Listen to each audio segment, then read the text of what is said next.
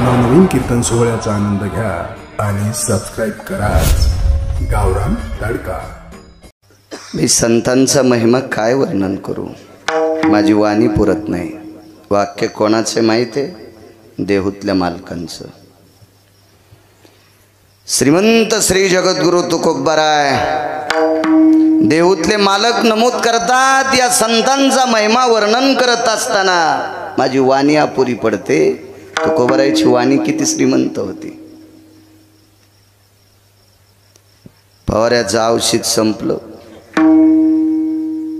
कापसाल फवारू लागले एक जण।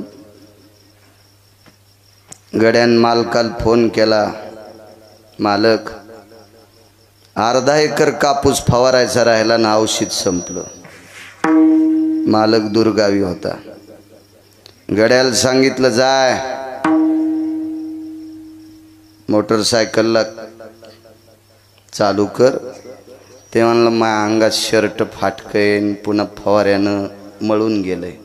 असू दे मळक, जाय दुकानात। दुकानात गेल्याच्या नंतर त्यानं सांगितलं आमका आमका औषध पाहिजे। त्यानं सांगितलं ते 27,000 रुपये लिटरचे। पैसे आहेत का तुझ्याकडं? ते म्हणलं माझ्याकडे काही पैसे नाहीत, पण मी आमक्या आमक्याचा गडी आहे। अर तू थांब म्हणले, तू थांब। औषध दिलं आणि दुकानदारानं सांगितलं तुला कळतं का एका टाकील किती टाकायचे? तर ते म्हणलं मालक सांगते। नाही, आमचाच नोकरी येईन औषध टाकून द्यायला। मुठभर जमीन ज्याच्या नावानं हे, छटाकभर पैसे ज्याच्या खिशात हे, दुकानदारानं नौकर पाठवून उधार औषध दिलं आणि नौकर पाठवून टाकायची व्यवस्था केली। कोणाच्या वाणीत टाकत? छटाकभर पैसे ज्याच्याकडे त्याच्याकडे, त्याच्या वाणीत इतकी ताकद। पंढरपुरातला मालक लक्ष्मीचा पती ज्यांच्याकडे मनानं येतोय त्या तुकोबारायच्या वाणीत किती ताकद असेल, काय शक्ती असेल तुकोबारायची। तरी पण त्यांनी म्हणावं माझी वाणी अपुरी पडते। तुकोबारायच्या वाणीचा दरारा किती मोठा आहे माहिती आहे? यांचं नाव ऐकल्याबरोबर यमाचं धोतर फाटतं।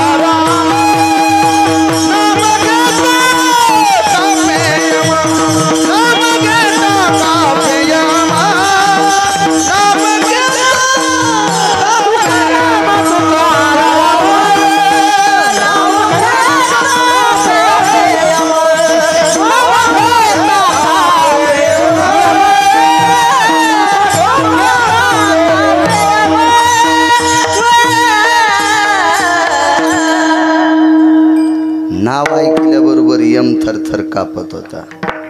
यमाची भीती वाटत नाही, त्यानं हातवरी करा ना। औषधाला तर नाही गवसायचा सोंबळ्या एखादा, गप्पा कोणाला हंता येतात। यमाची भीती वाटत नाही। कोरोनात नवऱ्याच्या ब्रशपाशी बायकोचा ब्रश होत नव्हते, आणि बायकोच्या ब्रश जो नवरा ब्रश होत नव्हता त्याला वाटलं हिला झाला तर मला होईन, आणि हिला वाटलं त्याला झाला तर मला होईन। कशाला भेट होते माणसं? यमालाच ना रे, इतका यमाचा दरार आहे। आणि महाराज ढाळेगावकर त्याचं धोतर सुटत होतं, धोतर थरथर कापत होता। दक्षिणेचा राजा यम पद जात आहे का? खालच्या राजाचं कव्हा येईल, कव्हा जाईल, कव्हा तुटन, कोणीकडे जाईल मेळ नाही। हे गुलूबशाट झालेल्या याच्या पण पाया पडतात कव्हा कव्हा। यमाला पाया पडायची गरज आहे का? विश्व निर्माण झालं त्यावेळेसपासून त्याच्याकडे पद आहे आणि तो थरथर कापायचा। याच्या पलीकडे सांगतो, इथं बसलेला केवढा श्रीमंत असेल तर लयच त्याच्या इथं पैशाचा जोर असेल तर गिरगावकराला गडी म्हणून लाईन। लय पैसे त्याच्या इथं उतू आले असतील तर गिरगावकराला गडी म्हणून लाईन। दक्षिणेच्या राजाला गडी लावायची कोणाची मायवेली? तो तुकोबारायची तर गडी होता। काळ गुलाम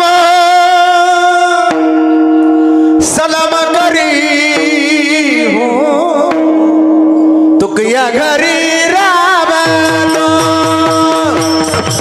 घरी राबतो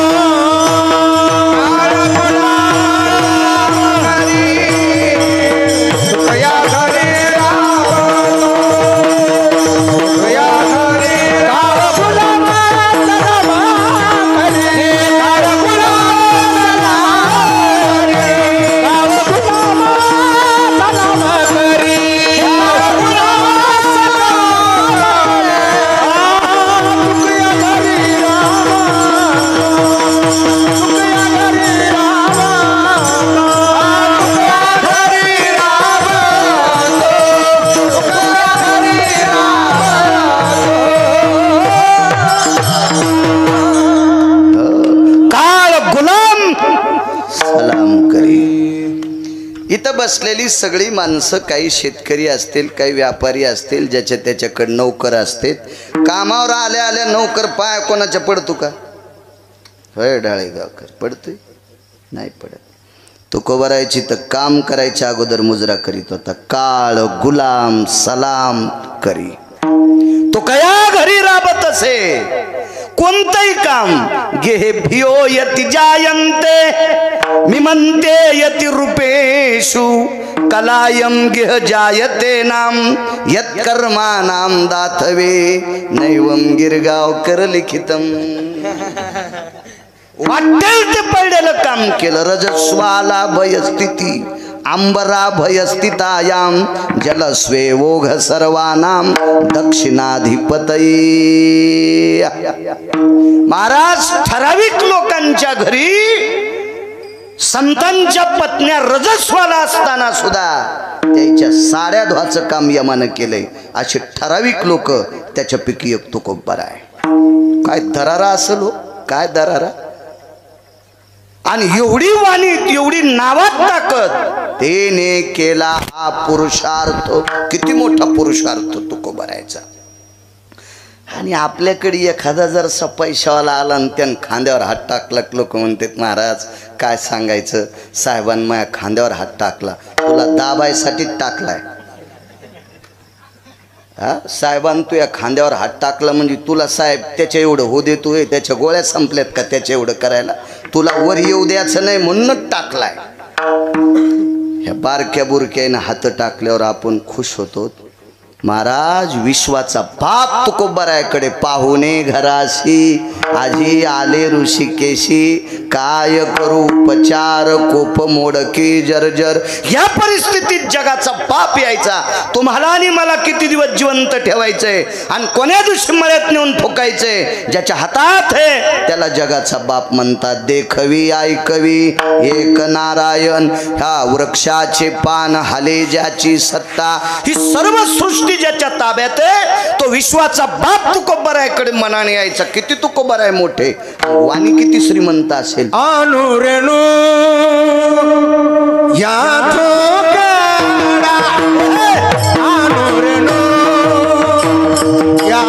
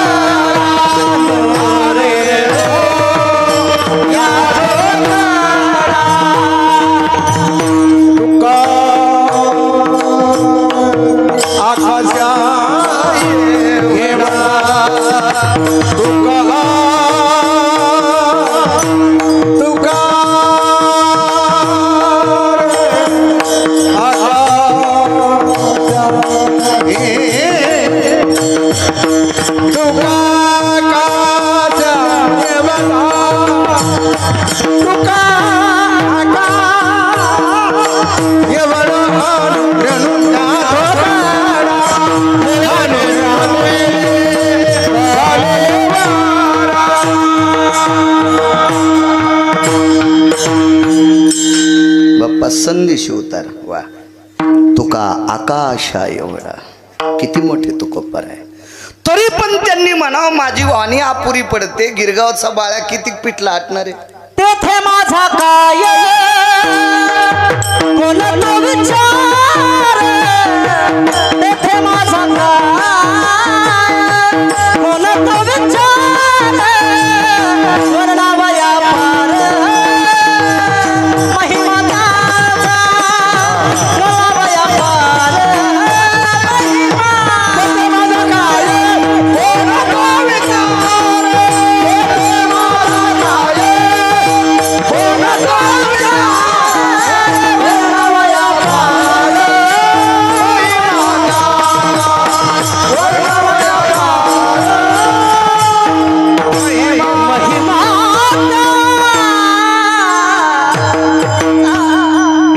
एवढे मोठे तुकोबर आहे.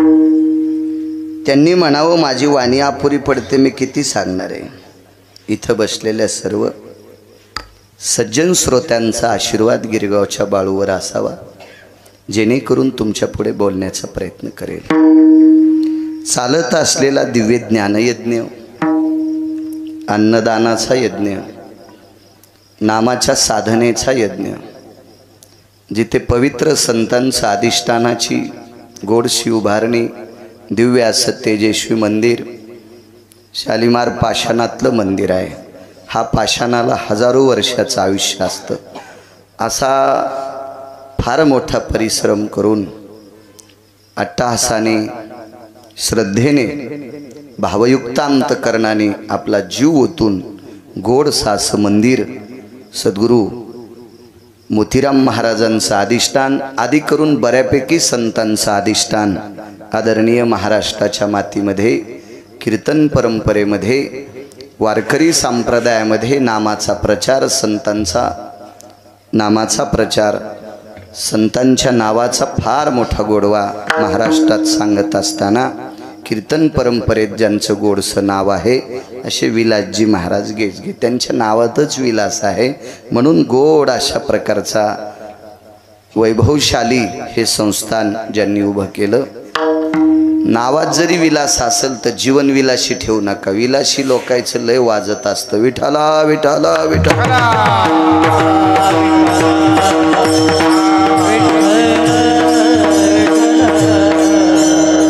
दुधानं आंघोळी करणारे मेले, वाजलं त्याचं विलासी जीवन नसावा.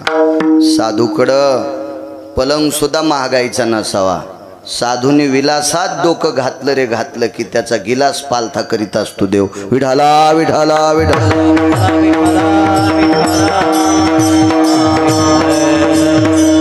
साधं वागणे महाराजांचं अत्यंत. मलाही एक फोन आला तारखेच्या संदर्भात, थोडंसं वाटलं चला जाता येताना. मी एकदा मागे मंदिराचं अर्धावट काम होतं, पेटीपर्यंत आलतं. त्यावेळेला पाहलतं बऱ्यापैकी साधी परिस्थिती, झोपड्यात राहत होते, कुटी म्हणता येईल त्याला. अशा अवस्थेत राहून महाराष्ट्रभर कीर्तन करून संप्रदायाचा प्रचार करत बसा. नामाचा प्रचार, माऊली बसा.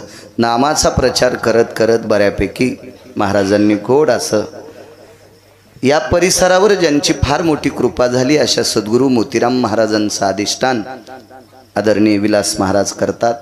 त्यांच्या या कार्याला माझ्या ज्ञानोबाराय तुकोबारायचा गोडसा आशीर्वाद राहो, माझ्या विटेवरच्या मालकांचा आशीर्वाद राहो, माझ्या काशीतल्या मालकांचा आशीर्वाद राहो. या परिसरातल्या सात्विक, सदाचारी, पुण्यशील, कष्टानं दाम कमवणाऱ्या, सुदाम, सु म्हणजे चांगला आणि दाम म्हणजे पैसा, असा कष्टाने दाम कमवणाऱ्या सदाचारी, पुण्यशील परिसरातल्या सद्भक्तांचं लक्ष या पवित्र संस्थांवर राहो. ती वृत्ती तुमच्या अंतकरणात विटेवरच्या मालकानं देवो अशी मालकाच्या चरणी प्रार्थना करतो आणि माझ्या अभंगावर येतो. विठाला विठाला.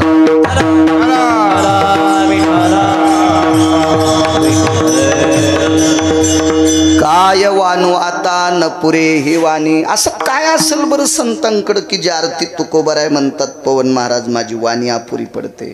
काय असेल संतांकडं, एवढं काय वैभव असेल. याच्या पलीकडं सांगू का, संत इतके मोठेत, इतके मोठेत, इतके मोठेत, इतके मोठेत. जर ही अष्टादश संत जन्माला आली नसती तर आपल्यात आणि ऊसातल्या डुकरात कवडीचा फरक राहिला नसता. तुमच्यात आणि माझ्यात ऊसातल्या डुकरात आणि आपल्यात कवडीचा फरक नसता राहिला. महाराज हे तुमच्या आमच्यावर संतांचे उपकार असतील नवल नाही, महाराज देवाला देव पण द्यायची ताकद सुद्धा संतात. आमोचिया भावे तुझा देव पारा, आमोचिया भावे तुझा देव पारा, एका विचारोनी राही राहते, एका विचारोनी राही राहते. एका विसरोनी राहिलासी, एका विसरोनी राहिलासी, वा आमुचिया भावे तुझं देव पण, देवाला देव पण. या राजकीय लोकांच्या मागं पुढं 100-200 पुढारी फिरतात, म्हणजे कार्यकर्ते फिरतात. तर हे कार्यकर्ते त्या आमदाराचा, त्या खासदाराचा, त्या पंचायत समिती, जिल्हा परिषद कोण असेल त्यांचे प्रचारक असतात ते, आणि ते त्याला मोठं करीत असतात. एकटा जर नेता पुढं पळाला कोणी विचारी नाही याचं वाजलंय म्हणते, याच्या मागं पुढं कोणी भूत नाही. तसं या राजकीय क्षेत्रातल्या लोकांच्या मागं पुढं जसे लोक असतात ते त्यांचा प्रचार करतात आणि त्यांना मोठं करतात. विटेवरच्या मालकाचा प्रचारक संत आहेत आणि त्यांच्यामुळं त्यांना देव. अहो हा ठावच नव्हता आपल्याला, कोणी ठाव केलाय? कुळीची हे कुळा देवी, केली ठावी हे संताने, केली ठावी हे संताने, केली ठावी हे संताने.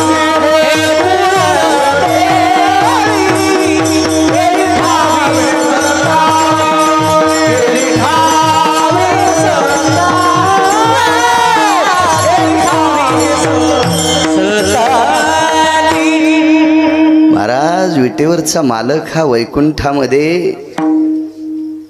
एका फार अधिकार तत्वावर विलासात होते. क्षीरसागरात शेषाच्या आसनावर होते. माहीत नसता झाला आपल्याला, तो माहीत केला ज्ञानोबाराय तुकोबारायने. काय व्याप्ती आहे लोकांची. देवाला सुद्धा मोठं करण्याची ताकद ज्यांच्या तिथी संत येतं. आणि म्हणून काय वानवाता न पुरे ही वाणी, कळेल रुचेल पचेल अशा भाषेत तुमच्या पुढं बोलतोय. आजच्या पंक्तीचे यजमान मला वाटतं गावकरीच होते. हो हो ना, काय नाव आजच्या पंक्तीचे? गणपत पाटील कुंडगीर. आणि ते म्हणले सुद्धा गिरगावच्या बाळूच्या कीर्तनाच्या दिशीत पंगत द्या. आणि वैजनाथराव बोडणर आजच्या प्रसादाचे यजमान ते, त्यांनाही कोटी कोटी धन्यवाद. किती मोठी संत आहेत. त्याच्यापेक्षा आपला मराठवाडा किती मोठा आहे लक्षात ठेवा. मी बोलत राहिलो मगाशी मंदिरात, तुम्हाला सांगितलं होतं आपण किती मोठी माणसं आहेत. फक्त ज्याच्या गावाला गंगा त्याच्या गुडघ्याला सांगा. किती मोठी माणसं आहेत, किती मोठी माणसं आपण. हा मराठवाडा अध्यात्माचं केंद्र आहे. याच्या पलीकड सांगायचं झालं तर ज्ञानेश्वरीचं संशोधन केंद्र दैठणा होतं. ज्ञानेश्वरीचं संशोधन केंद्र. पण भानगड अशी झाली, आपल्याकडचे घरच्या गाईला पाणी पाजायचे नाही, 5 रुपयाची पिंडी घेऊन पंढरपुरातल्या गाईला वैरण चारते आणि मग सेल्फी काढायचा. मी गाईला पेंढी दिली, त्या गायीन खाल्ली बी नाही. ती गाय का खात नाही? तिचा मालकान तोंडावर आधीच आणलेला असते, कारण ती पेंढी 100 बाऱ्या इकली पाहिजे. आणि तिथं जाऊन सेल्फी काढीतून घरच्या बैलाला वैरण टाकीत नाही. सोंबळ्या तुला हाणायला पाहिजे. विठाला विठाला. किती मोठ्या प्रांतातली माणसं आहेत आपण. एक मुद्दा सांगतो. कीर्तन चालू होतं आपल्या परिसरात एक. नंतर लक्षात घ्या कुठं होतं, काय होतं, कोणाचं सगळं, कारण सगळ्या गोळ्या एकखट्या घेतल्यावर रिॲक्शन येत असते. कीर्तन चालू आपल्या प्रांतामध्ये. त्या कीर्तनाची परंपरा होती. गेजगे बाबा 5 वाजता कीर्तनकाराच्या गळ्यात विना यायचा आणि सूर्यास्ताला जय विठ्ठल व्हायचं. सूर्यास्त झाला की पंक्ती बसायच्या, अशी ती परंपरा होती. आणि त्या परमपावन परंपरेतल्या कीर्तन परंपरेमध्ये कीर्तन चालू असताना त्या कीर्तनामध्ये एक संन्यासी कीर्तन ऐकायला बसले. फार मोठे संन्यासी. त्या संन्याशाला शर्ट नव्हतं. मोठ्या माणसाचं वाक्य सांगतोय, त्या संन्याशाला पैशाचं स्वप्नच पडलं नव्हतं. याच्या पलीकडे काय सांगायचं तुम्हाला? पैशाचं स्वप्न नाही पडलं, स्वप्न सुद्धा. असा भगव्या रंगातला कामाला वासनेला विस्तू लावलेला महात्मा होते. आणि ती परंपरेचा नियम होता, सूर्य मावळल्याबरोबर कीर्तनकाराचं तोंड पश्चिमेकडे असायचं आणि कीर्तन ऐकणाऱ्यांचं तोंड पूर्वेकडे असायचं, अशी ती पद्धत होती विलासबुवा. आणि त्या कीर्तनकाराला बरोबर दिसायचा आता संधी प्रकाश आहे, आता सूर्य मावळलाय, रजकण सूर्याचे किरणाचे त्या रजकणात मिसळलेले आहेत, तोपर्यंत माणसाचे चेहरे दिसतेत. त्यावेळेला विठोबा रखुमाईचं भजन, ज्ञानोबाराय तुकोबारायचं भजन आणि जे विठ्ठल घ्यायचं आणि मग लोकांनी पंक्तीला बसायचं, अशी ती पद्धत. त्या दिवशी कीर्तन 6 वाजले असतील. त्या दिवसा सूर्यास्त किती वाजता असेल देव जाणे. काय वानवाता न पुरे वाणी सांगतोय. आणि कीर्तन त्या संन्याशी महात्म्याला एवढं आवडलं.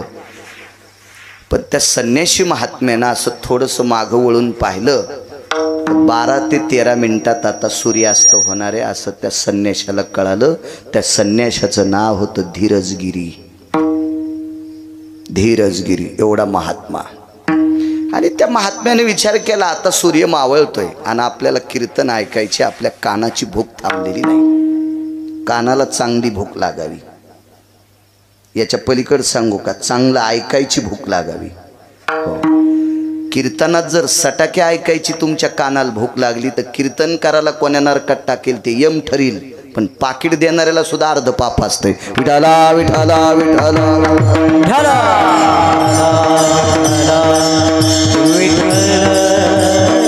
दर्जेदार ऐकायची सवय लागावी. दर्जेदार. एक जण म्हणला, महाराज कीर्तन झकास करा.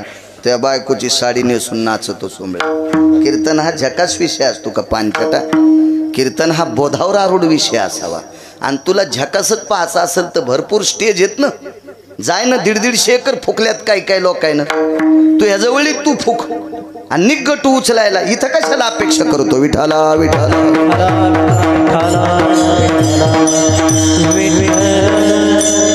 त्या महात्म्यानं विचार केला, आता अजून आपल्या कानाची भूक भागलेली नाही ना, ऐकावंसं वाटतंय.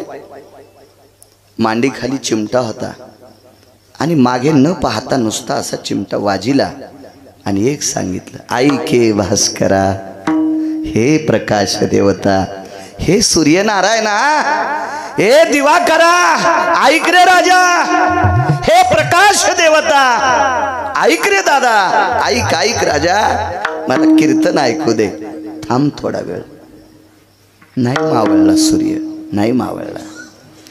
पण सूर्य मावळून 1 तासभर झाला असेल.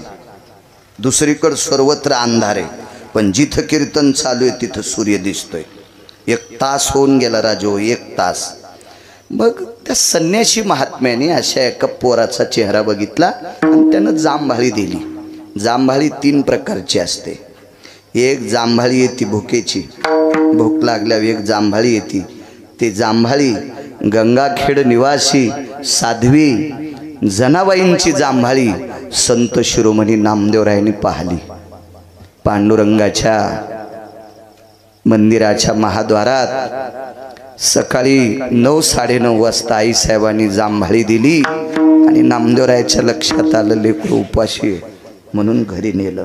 भुकेची जांभाळी. एक जांभाळी आती जेवण केल्यावर येते, झोपेची. आणि जांभाळी एक संसर्गजन्य रोग आहे, आजार आहे. भगवान दादा, तुम्हाला आल्यावर मला येते आणि मला आल्यावर तुम्हाला येते. नाथबाबा महाराज, जांभाळी एकाला आल्यावर त्याची बैठकीत आपण गप्पा करीत बसलो ना, प्रफुल्लित जरी असेल तर मला आली की तुम्हाला 1-2 घाल जांभाळी येतीच. पण ती जांभाळी भुकेची होती. बाप्पा महाराजांच्या लक्षात आलं, आता लोकर जेवायचे आणि मागं न पाहता मांडी खालचा चिमटा काढान वाजिला. जाय प्रकाश राजा जाय.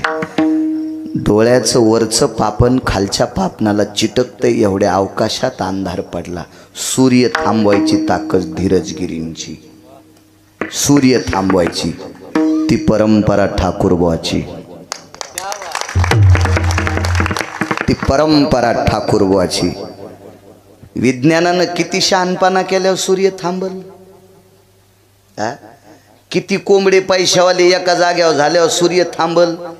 एक जण म्हणला मी ट्रक भर पुस्तकं पाठ केले. मी म्हणलं पप्याची माय जगेव या पुस्तकावर. दुसरं काय करशील तू? पप्याची माय जगेशील, लय दागिने घेशील, फुकून देताना पुन्हा काढून घेशील. का अंगावर थोडेच देत असते? काय करशील? मी तुम्हाला नाही सांगायलो. मी आमच्यात तुम्हाला काय मागणं पुढं फुफुटा उड हे आमचं चाललंय. तुम्ही डोक्यात घेऊ नका. विठाला विठाला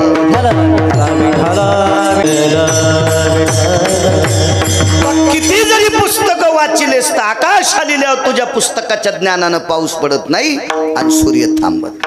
सूर्य थांबला. कीर्तनही त्याच परंपरेतल्या साधूचं.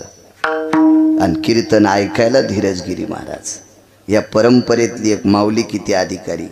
त्या माऊलीचं नाव होतं गिरिजामाय. गिरिजामाय सवाशीन जात राहिल्या. मालकाच्या अगोदर गेलेल्या स्त्रीला सवाशीन सौभाग्यवती शब्द असतो. दुपारी मी कीर्तनात सांगितलं. तिथेही त्या सवाशीनच गेलत्या. अगोदर गेल्या. चौघाच्या खांद्यावर प्रेत आहे. प्रेत गोदावरीच्या पात्राकडे चालले अंत्यविधी करता. चौघाच्या खांद्यावर प्रेत आहे. मडकं धरलेला पुढा आहे आणि पाठीमागं अंत्यविधी करता आहे. सगळी लोक आहेत. टाळकरी, वाळकरी, मृदंगाचार्य, विनेकरी, सुरेल त्या काळातले निष्ठावंत गुणीजन मंडळी, वारकरी मंडळी निष्ठावंत. मोठ्या ते परिसरातलं तो परिसर ते आकाश सुद्धा टाळाने आणि मृदंगाच्या आवाजाने दुमदुमून गेलं. वयोवृद्ध गिरिजामाय गेल्या आणि गावाच्या येशीत एकदा प्रेत टेकलं आणि येशीतून प्रेत टेकून खांद्यावर उचलल्याच्या नंतर येशीच्या बाहेर ज्या वेळेला प्रेत जाते त्यावेळेला गिरिजाबाईंनी विचार केला, माझे मालक आहेत का अंत्यविधीला? माझे मालक आहेत का? म्हणून माझ्या माईंनो तुम्ही फार मोठ्या भंगिऱ्या महाराजाच्या नका पाया पड जाऊ. आपण ज्ञानोबाराय तुकोबारायच्या राज्यातले थोतांड्या महाराजाच्या पाया पड जाऊ नका. त्याचं ऐकू जाऊ नका. घराला सुरुंग लागन. कारण या देशाची स्त्री अत्यंत सक्षम असली पाहिजे. कारण बाप किती जरी शहाणा असला तर 15% पोराला वेळ देतो. पोराला आणि पोरीला जास्त वेळ जर कोण देत असेल लेकरायला तर या देशातली स्त्री देते. म्हणून या देशातली स्त्री चुकीच्या महाराजांच्या सानिध्यात जाता कामा नये. चुकीच्या थोतांडवादी लोकांचं ऐकता कामा नये. आपण वाघिणीचं दूध पिणारी माणसं आहेत, शेपुड्या पाळायच्या नाही. म्हणजे याचा अर्थ शेळ्या काढून द्या असं नाही म्हणालो मी दृष्टांतापुरतं सांगायलो. ज्याच्या इथं वाघीण जणली त्यानं शेळी पाळलीत. मी म्हणलं कशाला पाळली?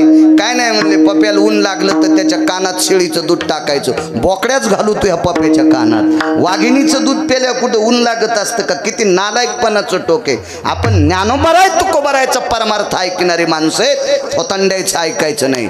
आणि या देशाची स्त्री सुधारणं अत्यंत गरजेचं आहे. फार राज्य, राणी व संपत्ती, या देशाची सर्वोच्च संपत्ती काय असेल तर या पवित्र देशाची स्त्री आहे. रत्नांना जन्म दिलाय. ही जेवढी रत्न आहेत ही तेवढी रत्न तुमच्यातल्या एका एका माऊलीनं 9-9 महिने पोटात ठेवलेल्या तुम्ही आहात. इतक्या मोठ्यात म्हणून चुकीचं ऐकायचं नाही. किती बाई अधिकारी बघा. येशीच्या बाहेर प्रेत गेल्याच्या नंतर अंगावर पितांबर होता, हिरव्या रंगाचं पातळ आहे, पदर घेतलेली स्त्री, कपाळासारखं तळहातासारखं कुंकू लावलेली स्त्री, सुतुळ्यानं प्रेत बांधलेलं होतं. त्या सुतुळ्या तोडल्या आणि माडावून डोकं उचललं. मालक आहेत का अंत्यविधीला? तर मालकानं सांगितलं, गिरिजा आहे ग, आहे गिरिजा, आहे तुझ्या सोबतच आहे. दृष्टांत संपला. ज्या परंपरेतल्या साधूच्या कीर्तनामध्ये बसलेला संन्यासी सूर्याला थांबवतोय तो संन्यासी किती दर्जेदार. ज्या वारकऱ्याच्या कीर्तनात संन्यासी बसून सूर्याला थांबवतो तो वारकरी किती दर्जेदार. या परंपरेतली स्त्री यमाला पुन्हा सांगते मला वापस पाठव. या परंपरेतली स्त्री किती पवित्र. मग एवढी गोड परंपरा या मराठवाड्याची आहे. आणि अशा संतांचं वर्णन करत असताना तुकोबाराय पहिल्या कडव्यात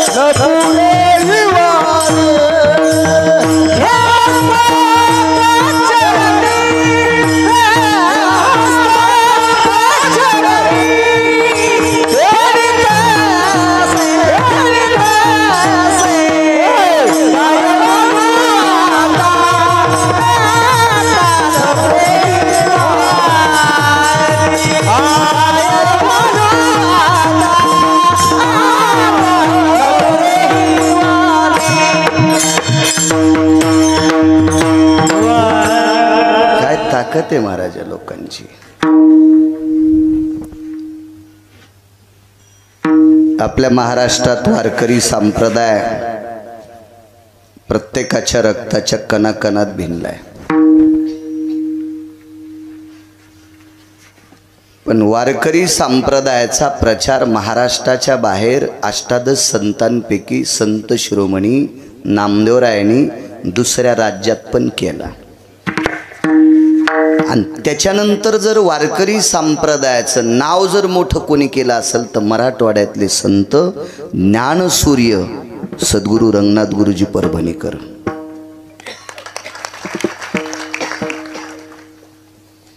महाराष्ट्राच्या बाहेर नामदेवरायाच्या नंतर वारकरी संप्रदाय बाहेर कोणी दाखवला असेल काय दर्जेदार संप्रदाय, या संप्रदायाची महती काय, या संप्रदायातले लोक किती अधिकारी आहेत ते श्री गुरु रंगनाथ गुरुजी परभणीकरांनी दाखवावं. राज राजेश्वर शास्त्रींनी गुरुजींनी संध्याकाळी काशीला यज्ञ होता. किती मोठ्या प्रांतातली माणसं आहोत आपण. काशीला यज्ञ होता, वय झालं गुरुजींचं. संध्याकाळी लघुशंकेला उठले.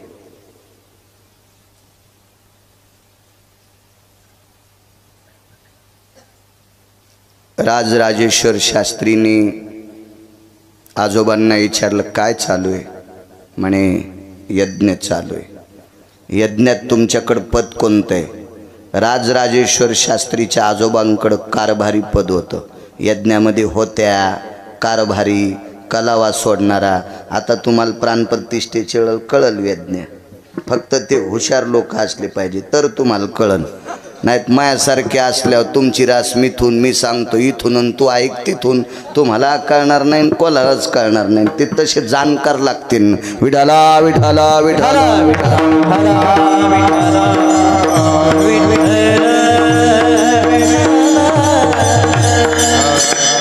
तुम्ही कारभारी आहेत यज्ञातले होय. का झोपले नाही अजून. 1 वाजले राजेश्वर शास्त्रीला घरी यायला.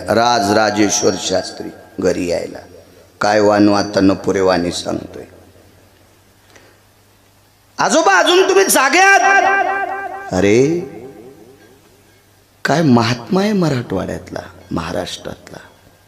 काय झालं आजोबा. अरे यज्ञाच्या एका आहुती करता पात्रातलं तूप संपलतं. तर यज्ञकुंडाची एक वीट काढली आणि आसव सुक्त गाल्याबरोबर इटीचं लोणी होते लोणी आणि त्या लोण्याच्या आहुत्या पडल्या. राजराजेश्वर शास्त्री म्हटले महाराष्ट्रात असा विद्वान कोण आहे. कोण आहे असा विद्वान. त्यांच्या आजोबांनी सांगितलं. त्यांना रंगनाथ महाराज परभणीकर म्हणतात. आणि गुरुजींना नाव तिथून पुढं पडलं बरं का, रंगनाथ गुरुजी परभणीकर, हे काशीतून नाव पडलं भगवान दादा. मग राजराजेश्वर शास्त्रीने आजोबाला विचारलं, 1 वाजलाय रात्रीचा, गुरुजींची भेट घ्यायची, वेळ आहेस की काय म्हणे. ते झोपले असतील. त्यांचं दर्शन घेतल्याशिवाय झोप नाही. लघुशंकेल उठले, विचारलं आश्रमात, गुरुजी कुठे आहेत? झोपलेले आहेत, थांबलेले आहेत. काय कर्म नो गहनोगती, गुरुजीला जाग आली. लघुशंकेल उठले. लघुशंकेल जात असताना बूट घालून चालले होते. राजराजेश्वर शास्त्रीने लोटांगण घातलं. रात्री 2 वाजता ती संत परभणी जिल्ह्यातले, ती संत मराठवाड्यातले, काय भाग आहे आपला.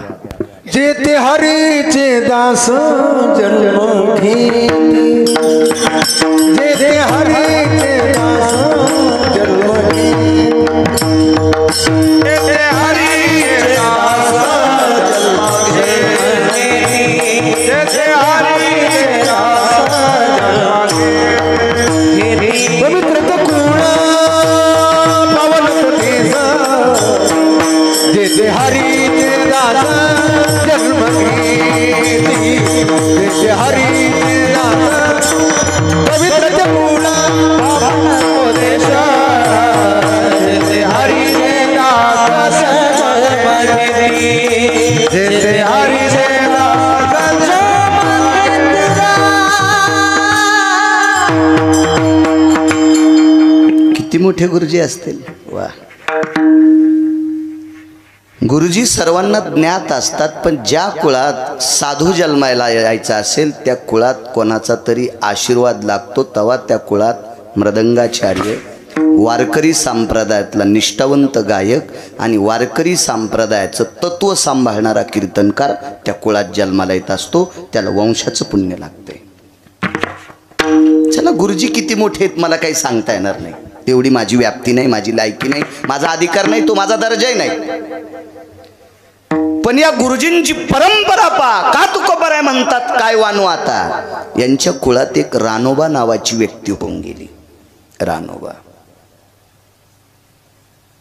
सोनपेठून वारी करायची पंढरीची. दशमीला सकाळी स्नाना करता चंद्रभागेत जायचे.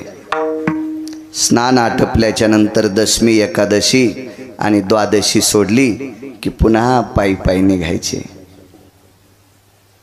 रानोबा महाराजांचे पाय बाणाच्या कमानीसारखे वाकले, असे वाकले पाय. किती वाऱ्या केल्या असतील. चलताना काय त्रास होता असेल ते सोडून द्या, पण रानोबा महाराजांचे घोटे घासत होते. घोटे इतके पंजे जवळ आले आणि गुडघे बाहेर गेले. घोटे घासत होते.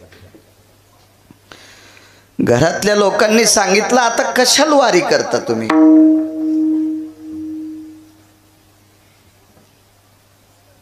रानोबा महाराजांनी सांगितलं, अरे वारीसाठी माझा जन्म आहे, वारीसाठी. हो, आता काही तुम्ही मला नकार देऊ नका, जाऊ देत जा. वारीहून आल्याबरोबर 4 दिवस उठायचे नाही. इतके पाय सुजलेले असायचे, पायाला वर्ण पडायचे. पण कधी त्यांनी घरच्यांपाशी अशी व्यथा मांडली नाही. पाय दुखतेत रे, आमकं होतं रे, तमकं होतं रे, काहीच नाही. त्याला माहिती, त्यांना माहित होतं आपण म्हणलं की आपल्याला पुन्हा नकार करतील, जाऊ नका म्हणतील. ठीक आहे. एकदा वारीला रानोबा महाराज गेले. रानोबा नावाचे ठराविक लोक माझ्या यादीत आहेत, म्हणजे माझ्या वाचनात. मी यादी करणारा कोण नालायक, पण माझ्या वाचनात आहेत. त्याच्यापैकी रानोबा नावाची एक वारकरी होते. त्या वारकऱ्याला पंढरपुरातल्या मालकांनी चोखलेला अर्धा आंबा त्या वारकऱ्याला भेटला. हे रानोबा वारकरी सोयराबाईचे सासरे होते. मंगळवेढ्याचे मालक श्रीमंत चोखोबाराय यांचे वडील होते. आणि जन्माला आल्याबरोबर ज्यानं भजन केलं त्यांचे आजोबा होते. काय नाव होतं बापू? उपजता कर्म मेरा वाच विठ्ठल सावळा, वाच विठ्ठल सावळा, वाच विठ्ठल सावळा. उपजता कर्म मेरा वाच विठ्ठल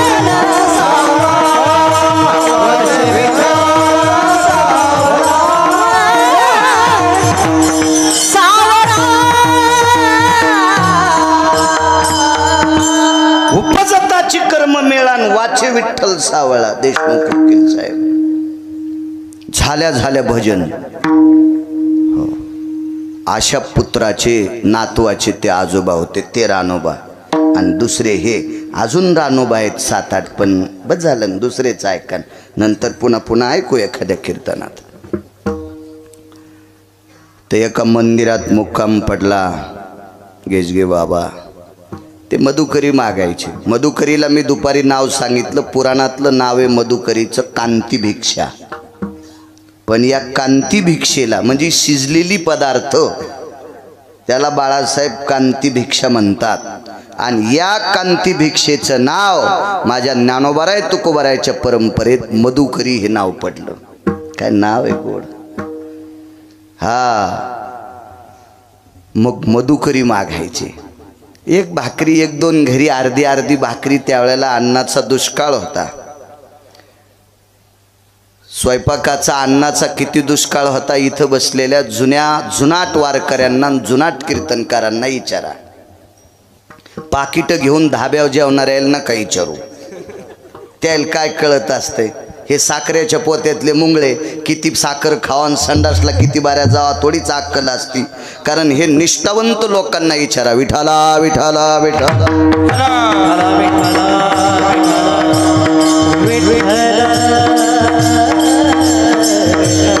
आम्हाला विचारू नका, आम्ही वाऱ्यातले लोक आहेत. वार जाऊनी म्हणजे बरं आहे.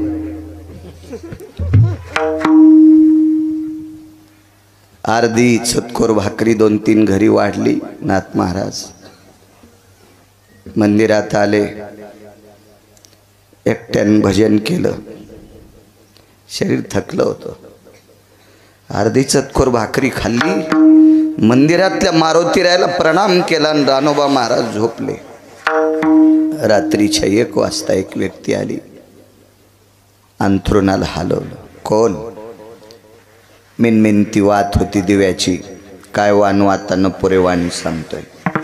आपण ज्या भागातले त्या भागातली संत किती मोठे होते इतका दर्जा लक्षात ठेवा. आपण किती मोठे आहेत, किती मोठ्यांची लेकरं आहेत हे ध्यानात ठेवा.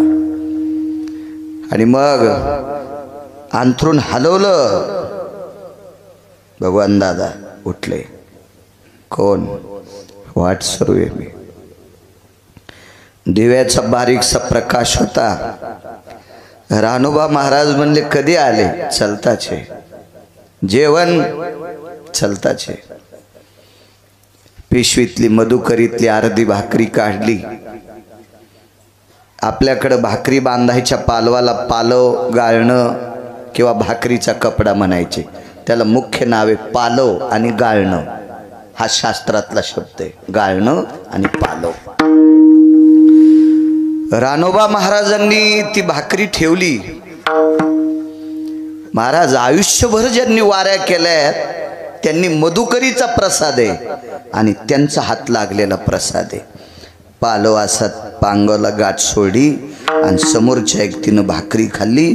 मला चांगलं कळतंय जुन्या काळातली माणसं भाकरीचा कुस्कूर सुद्धा असा हाताव घेऊन खात होते. हाताव घेऊन खात होते. अन्नाला जपत होते माणसं. जेवण केलं आणि तो नाटक्याच माणूस होता आल्याला. तो वारकरी नव्हता महाराज, कळेल तुम्हाला.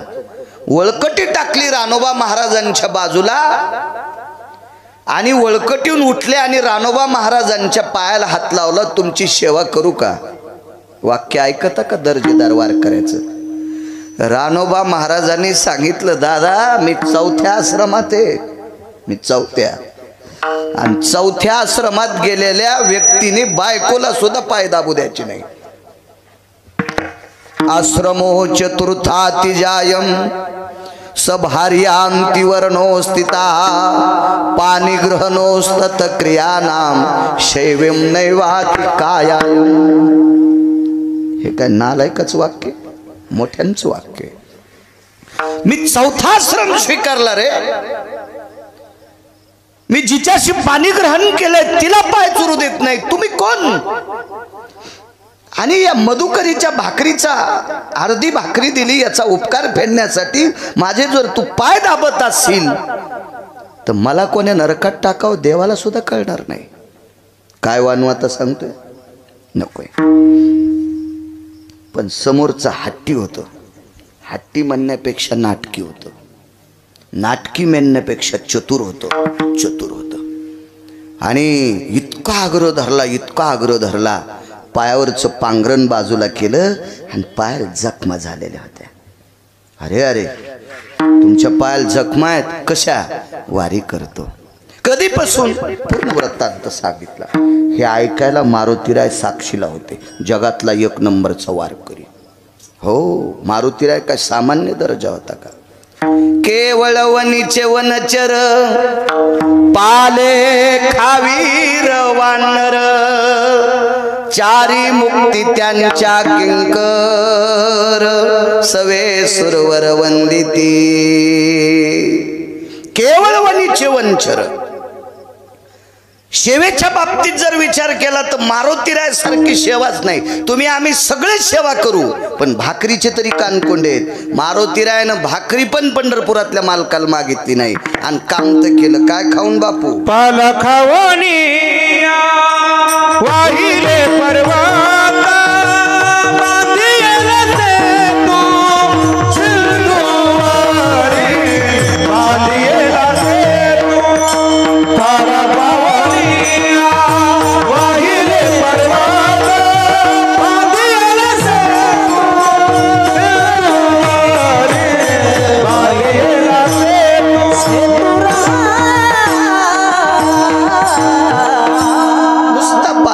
तुझिया कृपे तरुवराती फुले. हे देवा तुमच्या कृपेनं ही तरुवर फुलतात त्याचा मी पाला खातोय. पाशेवा ते मारुतीराय साक्षी लगेच घे बाबा. आणि या वाटसरूनच सांगितलं महाराज माझ्याकडे एक औषधी आहे. ही तुमच्या पायाला मी चोळतो तुमच्या जखमा नीट होत्याल. रानोबा महाराजांनी सांगितलं दादा जी औषधी असेल त्या द्या. तुमचा उपकार होईल. मी अजून 4-2 वर्ष वाऱ्या शिल्लक करीन. द्या ते औषधी मी चोळतो. पण वारकरी गेजगे बाबा लय हट्टी होतं ते. ते म्हणला किती बाऱ्या हात पुढं घ्यावा किती बाऱ्या मागं घ्यावा आणि किती दाबून चोळावा किती आधार चोळावा तुम्हाला कळणार नाही. आणि तुम्ही जर कमी अधिक केलं तर तुमची त्वचा जाईन. ते मला चोळू द्या. ते पंढरपुरातलं होतं. बाप होता जगाचा तो बाप सामान्य माणसाच्या रूपात आलेला. आणि रानोबा महाराज ऐकायला तयार नाहीत. समोरच्या व्यक्तीने सांगितलं महाराज तुम्ही वारकरी आहात लावू द्या ना औषध. औषध लावल्याबरोबर राजे हो एका सेकंदात जखमा दुरुस्त. आता ते रानोबा महाराज होते.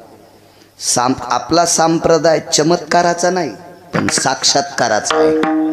आपला संप्रदाय साक्षात्काराचा आहे चमत्काराचा नाही. आमक केल्यावर तमक होतंय. रुमण्यान हाणायला पाहिजे त्याला. विठाला विठाला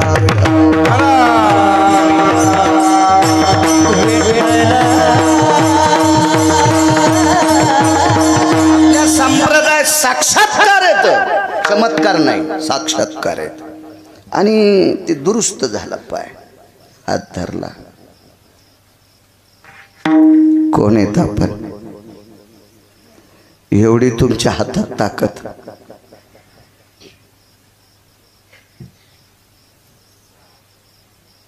काय एवढी ताकद तुमच्या हातात कुठून आली? काय साधन आहे? मनगटत धरलं. प्रगट झालं रूप. साष्टांग दंडवत केला देवा तुम्ही. हो तुमच्या वारीची साधना फळली. ती एवढी तपाला गेली की त्याचा बोजा माझा झालाय माझ्या डोक्यावर. ब्रह्मांडाचा धनी तो संती केला ऋणी. हे कर्ज आहे माझ्या डोक्यावर. आणि ते फेडण्यासाठी तुमच्या पायाच्या जखमा दुरुस्त करण्यासाठी आलो. आणि महाराज एक करू का आता? आता पायाच्या जखमा नीट झाल्यात. तुमचे वाकलेले पाय सरळ करू का? किती वेळ लागेल भगवान दादा देवाला पाय सरळ करायला? किती वेळ लागेल? पण ऐका महाराज ऐका. दर्जा वारकऱ्याचा किती मोठा होता. रानोबा महाराजानं सांगितलं देवा माझा पाय सरळ काय करशील? तुम्हाला 20 वर्षाचं पोरग करशील हे मला कळतंय रे. माझे पाय जर तू सरळ केलेस ना देवा माझ्या गावात सगळ्यात जास्त तुझ्या दर्शनाला येण्याऐवजी माझ्या दर्शनाला लोक जास्त येतील. बुवाबाजी करीत नव्हते ते वारकरी असते. बुवाबाजी नकोय ते वारकरी असते. देवानं सांगितलं ऐका महाराज तुमचं पाहून बरीच लोक वारी करतील. नकोय देवा, नको रे नको. देवा अख्खा मराठवाडा माझ्या पाया पडायला येईन रे. आणि तो मराठवाडा पाया पडायला आल्याच्या नंतर मला थोडासा गर्व होईल आणि मी तुझ्याकडे येण्यासाठी इसरल. देवा नकोय रे नकोय. देवा माझ्या जखमा नीट केल्यास आता माझे पाय सरळ करू नकोस. दर्जा किती मोठा रानोबा महाराजांचा. रंगनाथ गुरुजी किती मोठे असतील ते भाग सोडून द्या, पण त्या कुळातले रानोबा महाराज किती मोठे होते, ज्यांच्या पायाच्या जखमा दुरुस्त करण्यासाठी जगाचा पाप येत होता. कारण देवाला कामाला लावायची ताकद या मराठवाड्यातल्या संतांची आहे. म्हणून देहुतले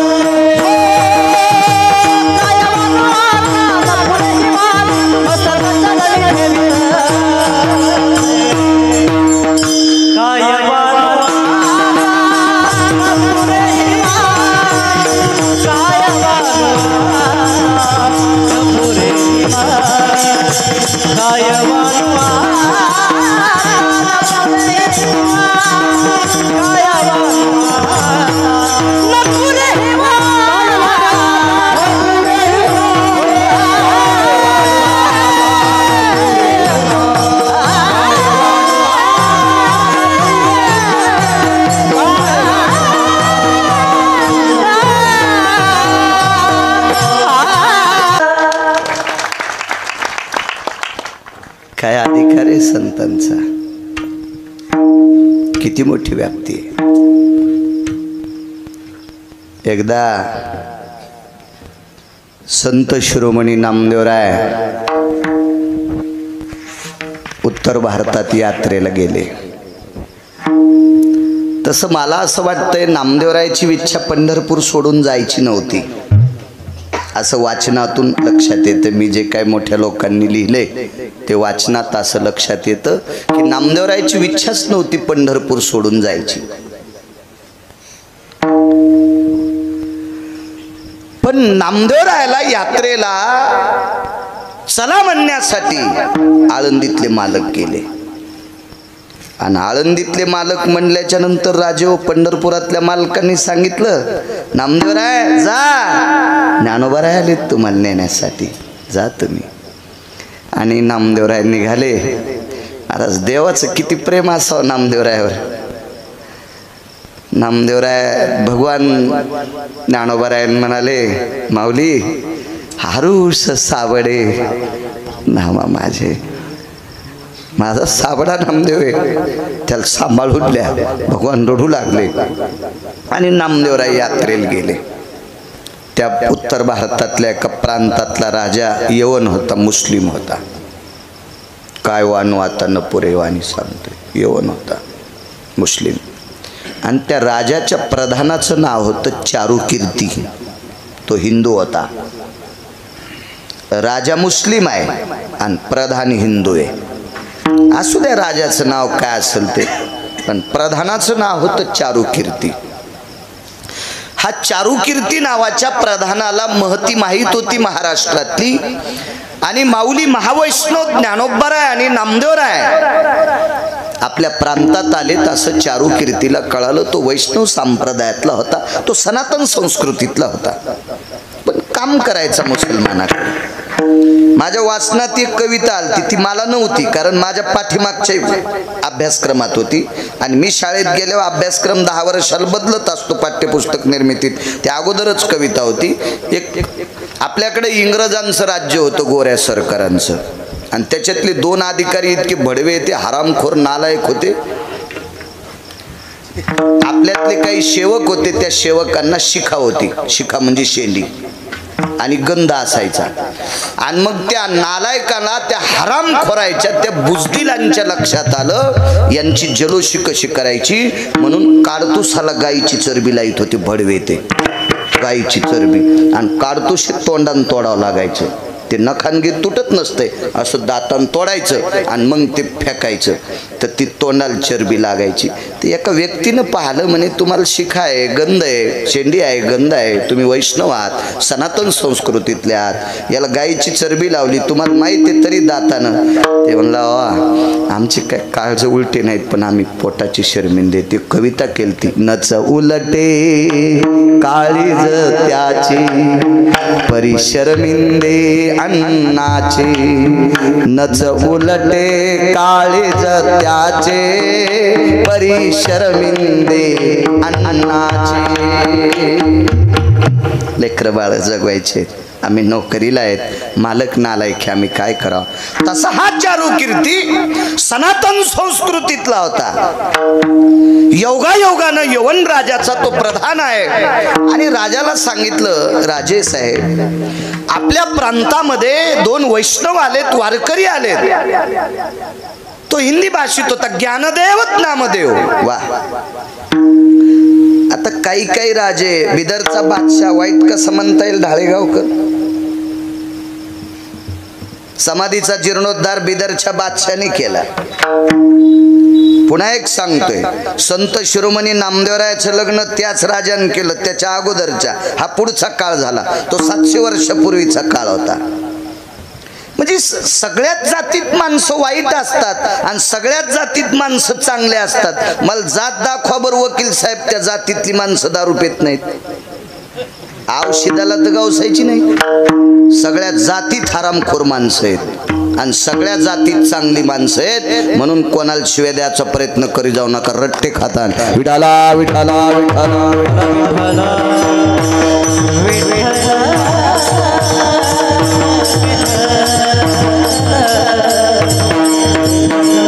लावरं चित्र सशे धरणाऱ्याच्या कुळातली बाई कौशल्यापेक्षा श्रेष्ठ ठरली. लाहोरं चित्र सशे धरणाऱ्याच्या कुळातली बाई यशोदेपेक्षा श्रेष्ठ ठरली. आणि लाहोरं चित्र सशे धरणाऱ्याच्या कुळातली बाई विलासबुवा देवकीपेक्षा श्रेष्ठ ठरली. जातीवर सांगतोय. कौशल्या मातेचं रामप्रभूवर प्रेम होतं, पण वनवासाला जाताना रडड्या जीव द्याला का? रडड्याच ना फक्त. त्याच्या रडण्यानं भिंती रडत होत्या, इतकं आपण पाहिलं. चला, भगवान कृष्ण परमात्मा यशोदेकडं गोकुळात नेऊन ठेवत असताना देवकी रडड्या. नाथबाबा प्राण सोडा का? नाही. भगवान बाबा सोडा का प्राण? नाही. यमुनेच्या डोहात चेंडू बुडाल्या यशोदा रडत होत्या, पण पुढं सरकल्या का? मागे मागे सरे पाऊला पाऊली माग सरकत होती, पुढं सरकली का? नाही. बरोबर. यशोदा सामान्य आहे का? गंगाखेडचे आईसाहेब सांगतात, धन्य यशोदा ती माय दाशी जनी वंदी पाय. अधिकार होता आईसाहेबांचा. या तिन्ही दर्जेदार माता, पण यांच्यापेक्षा कोटीपटीनं श्रेष्ठ ठरली शबरी. प्रभू रामचंद्राच्या पायाच्या जखमा पाहिल्या, पाय धुवाच्या निमित्तानं. विचारलं देवा जखमा कस काय? म्हणले पितृ आज्ञे करता बिना चपलाचा फिरतो, सहनच झालं नाही आणि पायावर देह ठेवला. तिचे येणे जाणे संपले, खुंटले. तिचे येणे जाणे खुंटले. देवाच्या पायाच्या वेदना पाहिल्यावर तिला प्राण ठेवा वाटत नाही. तिनं उत्क्रमण केलं आणि प्राण त्यागून टाकलं. कसं वाईट म्हणता तुम्ही? नाही. सज्जन नावाचा खाटीक. आज अयोध्येतली मूर्ती ज्या पाषाणाची त्या पाषाणाला शालिमार पाषाण म्हणतात. हा पाषाण गंडकी नावाच्या गंगेत असतो. पंढरपुरातल्या मालकाला शाप प्रदान झाला आणि मालक पाषाण होऊन पडले आणि त्या पाषाणाची मूर्ती आहे. त्या पाषाणाच्या मूर्तीला तुळशीच्या पानाचा नैवेद्य असतोय आणि त्या शालिग्रामाचा पाषाण तराजूत ठेवून एकीकून मास टाकून एकीत होता सज्जन नावाचा खाटीक. सज्जन कसा या इकू लागे मास. चला मग हा चारुकीर्ती नावाचा प्रधान ज्यांच्याकडे होता तो राजा वाईट आहे असं म्हणता येणार नाही. चारुकीर्ती प्रधानाचा ऐकून तो राजा बाहेर आला, रथात बसला, सारथी सोबत आहे, चारुकीर्ती प्रधान सोबत आहे आणि चारुकीर्तीने पायावर डोकं ठेवलं आणि राजाने दोन्ही हात छातीवर टेकले. त्यांच्याकडे पायावर डोकं ठेवण्याची पद्धत नाही. ज्याचा त्याचा धर्म आहे. आपण कशाला इचकायचं? फुकट कळण शेंडी वळवळ काय घेणं आहे का आपल्याला त्याच्यावर? अगं मला एक जण म्हणला मुसलमान पित्र घालीत नाहीत, मग त्याचे पित्र मग तू सुनता कर. काही गरज आहे का आपल्याला ह्या कुटाण्यावर? मला सांगत काही संबंध आहे का आपल्याला? ते नाहीत घालीत. अरे त्यांच्या धर्मात सांगितलं नाही सोमळ्या.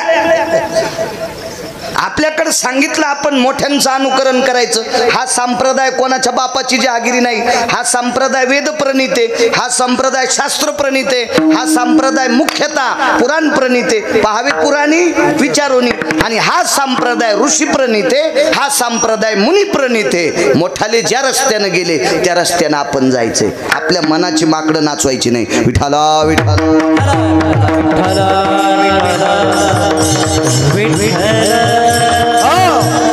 आणि त्याने छातीवर हात ठेवले. नम्रतेचं लक्षण आहे ना ते. छातीवर हात ठेवणं सुद्धा नमस्काराचं लक्षण आहे. एक पुराण असा एक महती आली युद्ध कार्यामध्ये. द्वापार युगातला एक प्रसंग होता. शस्त्र संपले आणि जयद्रथ ह्या 24 लोकांपैकी हरामखोर होता. हे दुर्योधनाचा मेवना होता. हे 24 लोक नालायक होते महाभारतात. याचे नाव सकाळी सकाळी घ्यायचे नाही. शकुन्या, दुःशासन्या, दुर्योधन्या, जयद्रथ्या बजाले 4. 24 पैकी 4. 20 घरी गेल्यावर पहा गुत थोडं घेतलं मी सगळे सांगायला.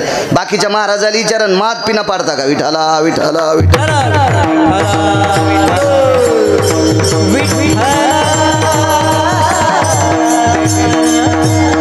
शस्त्र हातातलं संपलंय. लात मारली. हातातलं शस्त्र संपल्यावर वरी हात करणं नम्रतेचं लक्षण. छातीवर हात ठेवणं बप्पा नम्रतेचं लक्षण आहे. किराताचं पोरग प्रभू रामचंद्रान मारलं. चूक केली ती बरं. वशिष्ठाच्या कोर्टात केस टाकली होती आणि मालक चुकले होते. ह्या चुकीमुळं तर मायन बाप सोडून 11 वर्ष 53 दिवस दुसरीच्या घरी राहावं लागलं. चूक ही पंढरपुरातल्या मालकाला सहन होत नाही तर आपण कोण्या बेसरामाची फुलं आहेत? विठाला विठाला विठाला.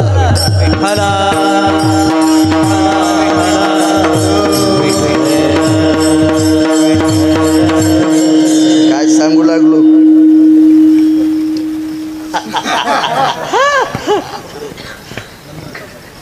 नम्रतेचं लक्षण. वा. तर ती किराताची बाई स्वतःच्या पोराचं प्रेत घेऊन आलती प्रभू रामचंद्राच्या दरबारात. तिथं प्रेत घेऊन आल्याच्या नंतर दोन्ही हात छातीवर ठेवले. पाया पडता येत नाही ना. जगाचा बाप आहे, माफ करा म्हणे. नम्रतेचं लक्षण आहे. आपल्याकडे नम्रता सांगितली म्हणून त्याने छातीवर हात ठेवले. हे नम्रतेचं लक्षण आहे. आणि त्या चारुकीर्तीनं ज्ञानोबरायाच्या चरणावर लोटांगण घातलं, नामदेवरायाच्या चरणावर लोटांगण घातलं. बघा किती मोठा अधिकार या लोकांचा. 2 सांगतो मुद्द्यात मुद्दे. माऊली महावैष्णव ज्ञानोबा